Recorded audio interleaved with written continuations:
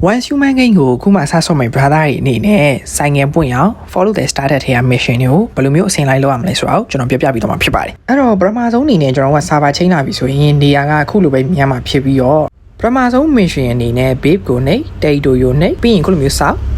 အဲ့လိုမျိုးစောက်ပြီးသွားပြီဆိုရင်ကျွန်တော်ကတစ်ပင်ခုတ်ကြောက်ခွဲအဲ့ဆိုရင် mission တစ်ခုပြီးသွားမှာဖြစ်ပြီးတော့နောက်တစ်ခုအနေနဲ့ babe ကိုနေ territory ထဲမှာ furnace ဆိုတာကိုစောက်ပြီးသွားပြီဆိုရင် furnace ထဲမှာ charcoal ကို craft ပြီးသွားရင် glass နေအဲ့ဆိုရင်ကျွန်တော်တို့အတွက်ဒုတိယ mission ပြီးတော့ဖြစ်ပြီးတော့တတိယတစ်ခုအနေနဲ့ babe ကိုနေ territory ရဲ့ facility ထဲမှာ disassembly bump ဆိုတာကိုစောက်ပြီး open နှိပ်ပြီးတော့ကျွန်တော်တို့မှာရှိတဲ့ပစ္စည်းတွေကို disassembly လုပ်လိုက်အဲ့ဆိုရင်နောက်ထပ် mission တစ်ခုပြီးတော့မှဖြစ်ပြီးတော့နောက်ထပ်တစ်ခုအနေနဲ့ supply wash band gear wash band ကိုစောက်ပြီးသွားပြီဆိုရင် supply wash band နဲ့ gear wash band မှာ gam နဲ့ armor တွေကို craft လိုက်မယ်ဆိုရင်ကျွန်တော်တို့အတွက်နောက်ထပ် mission တစ်ခုပြီးတော့မှဖြစ်ပါတယ်ပြီးတော့ရင်ကျွန်တော်ခုပြထားတဲ့နေရာကိုသွားအဲ့ကိုရောက်ပြီဆိုရင်ခုလူတော့နဲ့စကားပြောအဲ့လိုမျိုးစကားပြောလိုက်မယ်ဆိုရင်နောက်ဆုံးမှာကျွန်တော်တို့ကဆိုင်ငယ်ကိုရလာမှာဖြစ်ပါတယ်အဲ့တော့ one human game ကိုခုမှဆက်ဆော့မယ် brother တွေအနေနဲ့ဆိုင်ငယ်ရအောင်ဘယ်လို mission တွေလုပ်ရမလဲဆိုတာသိလောက်ပြီးထင်ပါတယ်အဲ့တော့အားလုံးပဲနောက်ပြီးမှပြန်တွေ့ပါမယ်အားလုံးပဲbye byeပါ